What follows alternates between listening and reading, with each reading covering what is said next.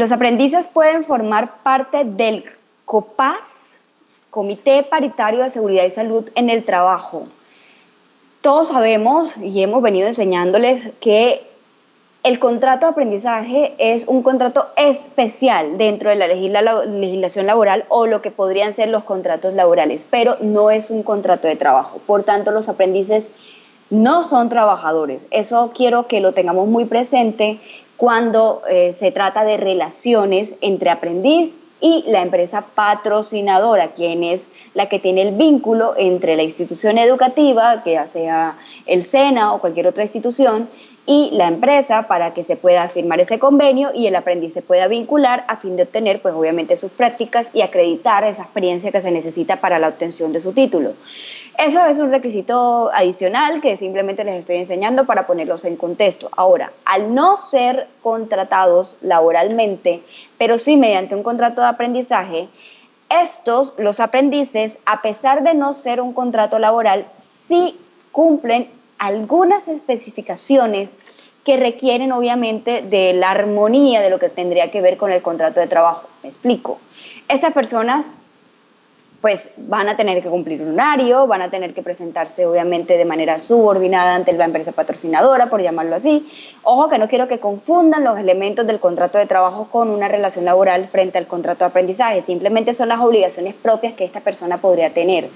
Pero el aprendiz necesita, por ejemplo, portar elementos de protección de trabajo, necesita un vestido de labor para ejercer su actividad la diaria dentro de la ejecución de la empresa, y bueno, todo lo que concerniente a esa práctica que él va a ejercer es una práctica laboral y finalmente pues esta persona ejerce actividades laborales dentro de la empresa, pero no es un trabajador. Ahora, el Comité Paritario de Seguridad y Salud en el Trabajo lo conforman sus trabajadores y sus trabajadores van a ser portadores obviamente o van a ser parte, por decirlo así, de uno de los dos bandos. El primero es el que representa al empleador y el segundo el que representa a los trabajadores. Este comité se va a organizar dependiendo del número de trabajadores que haya dentro de la empresa y además de todo, de que sean pues obviamente representando el número de trabajadores, tiene que ser obviamente por igual tanto para empleador como para trabajadores. Pero los aprendices, como dice que realmente pueden ser los trabajadores los que parten como miembros del Comité Paritario de Seguridad y Salud en el Trabajo, yo considero que los aprendices, al no ser una prohibición de la norma, y cuando me refiero a la norma es a lo que tiene que ver con la resolución 2013 de 1986, que tiene que ver con la organización del Comité Paritario de Seguridad y Salud en el Trabajo, y lo que se encuentra consignado en el decreto 1072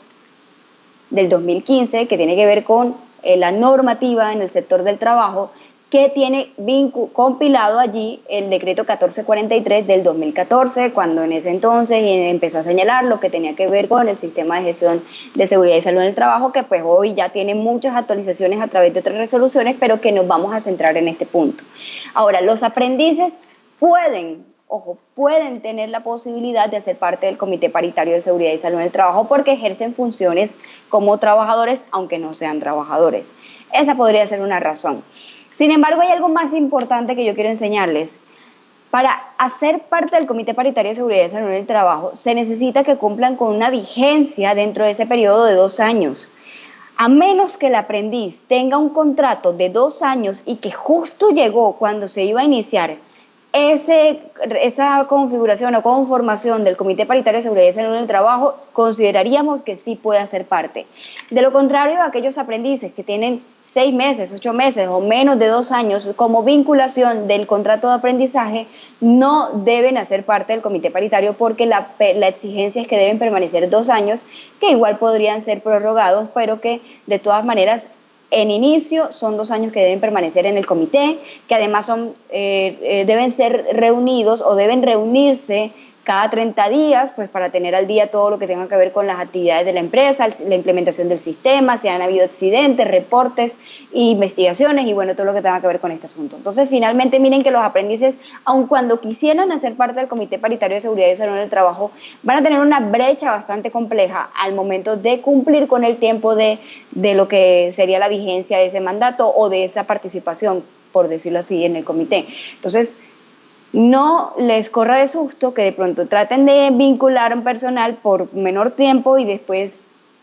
sea más complejo el tema para tratar de desarrollar las actividades concernientes al mismo comité. Bien.